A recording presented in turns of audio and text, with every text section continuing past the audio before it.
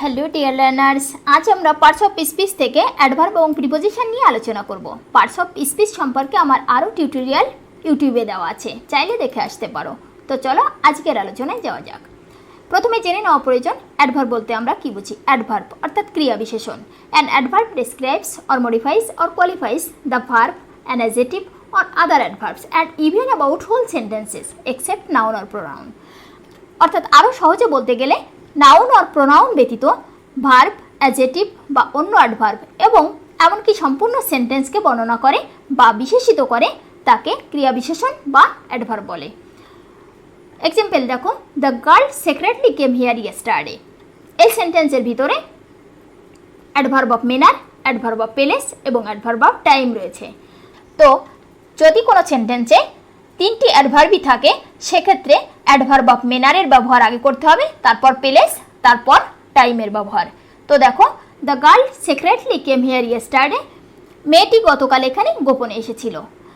ভার্বের কাছে কেমনভাবে অর্থাৎ হাউ দিয়ে প্রশ্ন করলে যে উত্তরটি পাওয়া যায় সেটি হয় অ্যাডভার্ব অফ ম্যানার। এখানে কেমনভাবে এসেছিল, সিক্রেটলি, এই সিক্রেটলি অ্যাডভার্ব অফ ম্যানার। কোথায় এসেছিল, হোয়ার, হোয়ার দিয়ে ভার্বের কাছে প্রশ্ন করলে যে উত্তর পাওয়া যায় সেটি হয় অ্যাডভার্ব অফ প্লেস, হেয়ার, এখানে। হোয়েন, কখন এসেছিল, ইয়েস্টারডে। হোয়েন দিয়ে ভার্বের কাছে প্রশ্ন করলে উত্তর পাওয়া যায় সেটি হয় অ্যাডভার্ব অফ টাইম, এখানে ইয়েস্টারডে অ্যাডভার্ব অফ টাইম। সহজে মনে রাখতে গেলে ম্যানারের এম, প্লেসের পি এবং টাইমের টি। এমপিটি মনে রাখলে সহজে মনে থাকবে।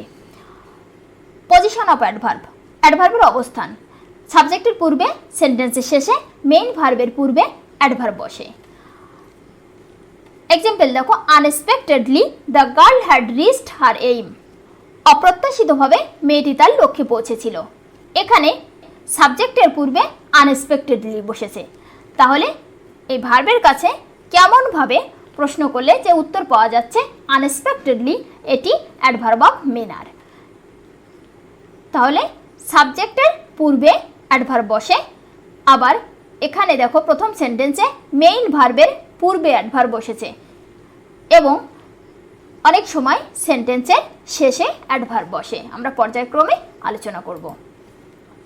Adverb always answer questions like when, কখন, হোয়ার, কোথায়, হাউ, কিভাবে, হাউ মাচ, কত, হাউ অফেন, কতবার, ইন হট ওয়ে, কী পথে বা কী উপায়ে, এটসেট্রা প্রশ্নের উত্তর দিয়ে থাকে। ভার্বের কাছে হোয়েন দিয়ে প্রশ্ন করলে যে উত্তর পাওয়া যায় সেটি অ্যাডভার্ব অফ টাইম।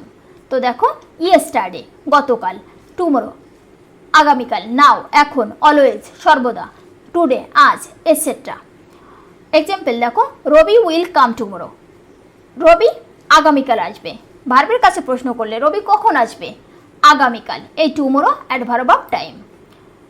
ভার্বের কাছে হোয়ার দিয়ে প্রশ্ন করে যে উত্তর পাওয়া যায় সেটি হয় অ্যাডভার্ব অফ প্লেস।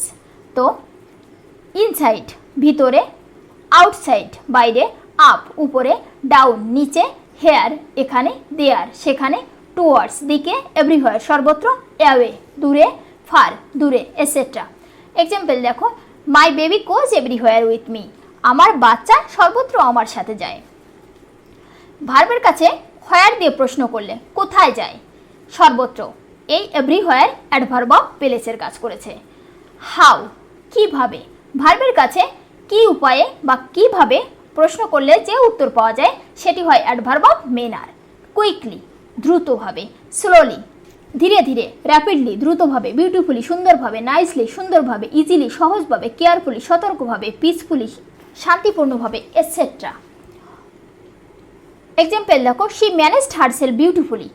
তিনি নিজেকে সুন্দরভাবে পরিচালনা করেছিলেন। ভার্বের কাছে প্রশ্ন করলে দেখো উত্তর পাওয়া যাবে কেমনভাবে পরিচালনা করেছিলেন, সুন্দরভাবে। তাহলে এই বিউটিফুলি অ্যাডভার্ব অফ ম্যানার।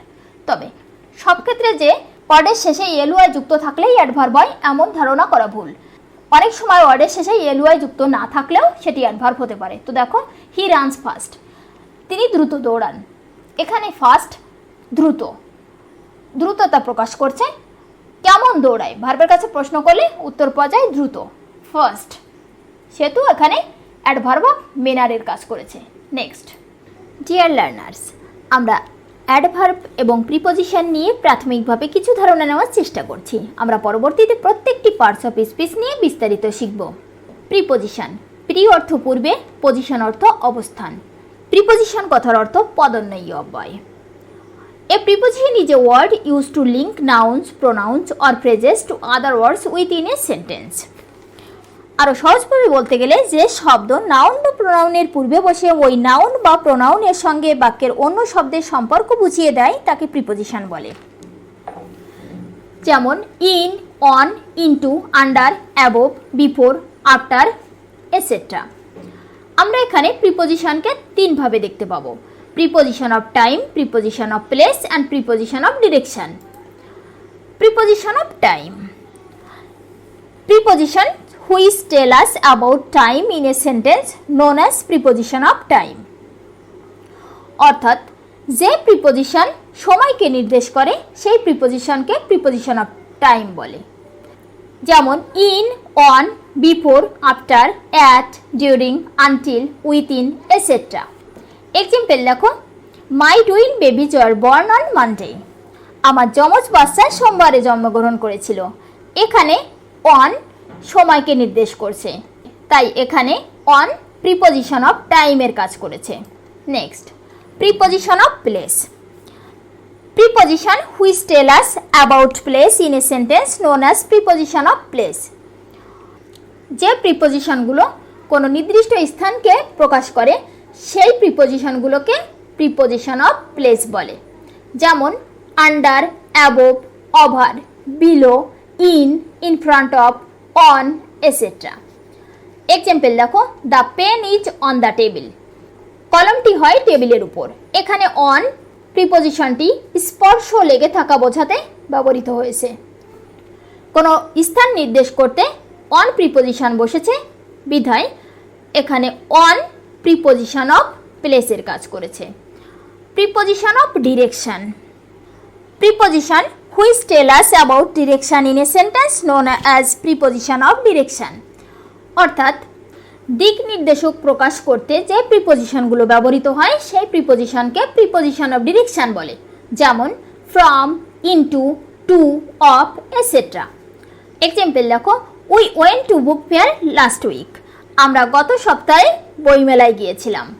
এখানে টু দিক নির্দেশ করতে ব্যবহৃত হয়েছে, সেহেতু টু এখানে প্রিপোজিশন অফ ডিরেকশনের কাজ করেছে। Next, prepositional phrases. Prepositional phrase is a group of words made up of preposition. অর্থাৎ যে শব্দগুচ্ছ দ্বারা কোনো সেন্টেন্সে প্রিপোজিশনের মতো কাজ করে সেই শব্দগুচ্ছকে প্রিপোজিশনাল ফ্রেজ বলে। যেমন by the way, by the time, by the same time, in vain, by force, at risk, by nature, with regret to, etcetera. Example দেখো, do not waste time with regret. আফসোস করে সময় নষ্ট করো না। এখানে উইথ রিগ্রেট এই সেন্টেন্সে প্রিপোজিশনাল ফ্রেজের কাজ করেছে। Next, the baby walks slowly over the grass.